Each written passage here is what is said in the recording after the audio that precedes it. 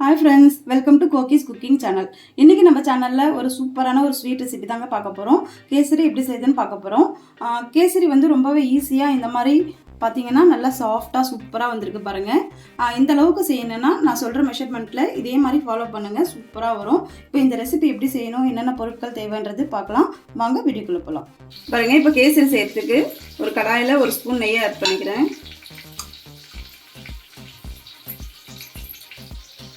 பார்த்தீங்கன்னா முந்திரி திராட்சை எடுத்து வச்சுருக்கேன். இப்போ அதை நம்ம ஃபஸ்ட்டு வறுத்துக்கலாம்.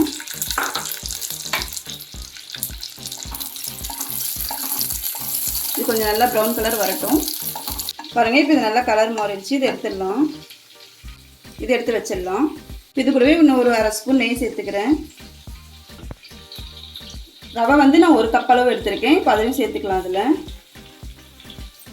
இது நல்லா வறுத்து விட்டுக்கலாம். நல்லா வாசனை வர அளவுக்கு வறுக்கணும்.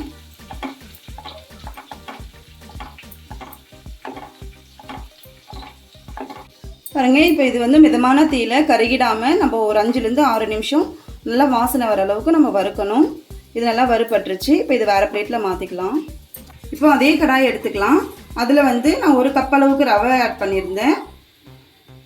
அதுக்கு வந்து 3/4 பங்கு தண்ணி எடுத்துக்கணும். நம்ம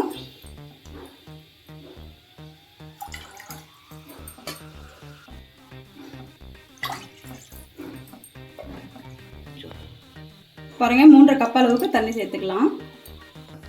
இப்போ வந்து இது தண்ணி கொதிக்கிற வரைக்கும் வெயிட் பண்ணலாம். இதில் வந்து நான் ஒரு சிட்டிகை உப்பு ஆட் பண்ணுறேன். பாருங்க, இப்போ தண்ணி வந்து நல்லா சலசலன்னு கொதிக்க ஆரம்பிச்சிருச்சு. இந்த சமயத்தில் வந்து நம்ம ரவையை ஆட் பண்ணிக்கலாம். இது நல்லா கலக்கி விட்டுக்கலாம்.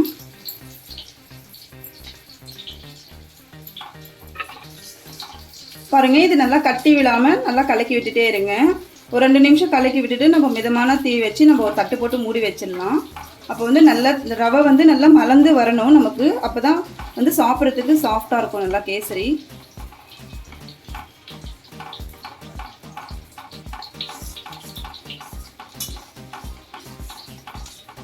இப்போ ஒரு தட்டு போட்டு இது மூடி வச்சிடலாம்.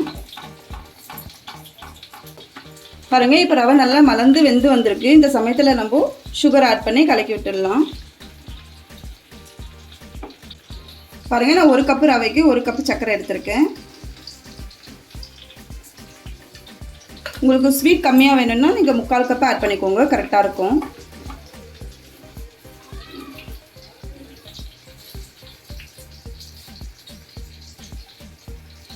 இப்போ சர்க்கரை போட்டதுமே இது நல்லா கரைஞ்சி வரும். இது கைவிடாமல் கலர்ட்டே இருக்கலாம், இல்லைன்னா கட்டி கட்டியாகிடும்.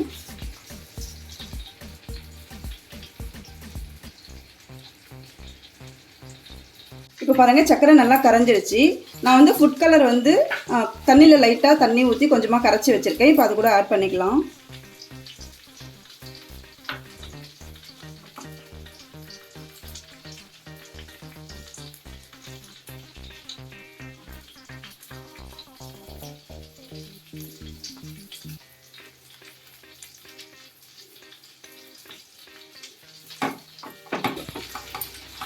இப்போ பாருங்கள், இந்த கலரெல்லாம் நல்லா மிக்ஸ் பண்ணி வந்திருக்கு. இந்த சமயத்தில் கொஞ்சமாக நெய் ஆட் பண்ணிக்கலாம்.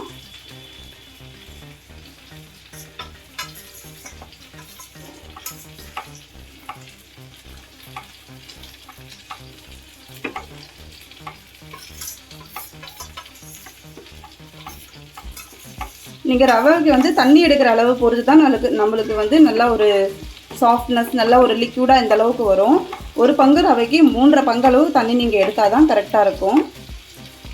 நம்ம சேனலில் வந்து நம்ம ஆல்ரெடி மாம்பழம் கேசரின்னு ஒரு ரெசிபி அப்லோட் பண்ணியிருக்கேன். நீங்கள் பார்க்காதவங்க டிஸ்கிரிப்ஷனில் நான் வந்து லிங்க் தரேன், கண்டிப்பாக மிஸ் பண்ணாமல் பாருங்கள்.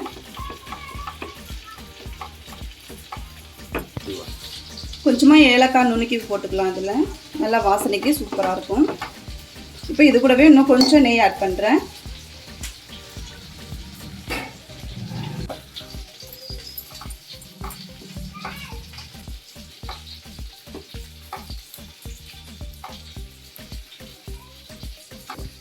இப்போ பாருங்கள், வறுத்து வச்ச முந்திரி திராட்சையும் நம்ம ஆட் பண்ணிக்கலாம். கடைசியாக கொஞ்சமாக நெய் இருக்குது, அதை ஆட் பண்ணிக்கிறேன்.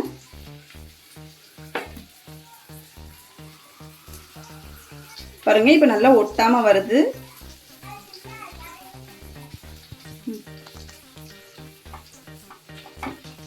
அவ்வளோதாங்க, நம்ம கலர்ஃபுல் கேசரி சூப்பராக ரெடி ஆகிடுச்சு.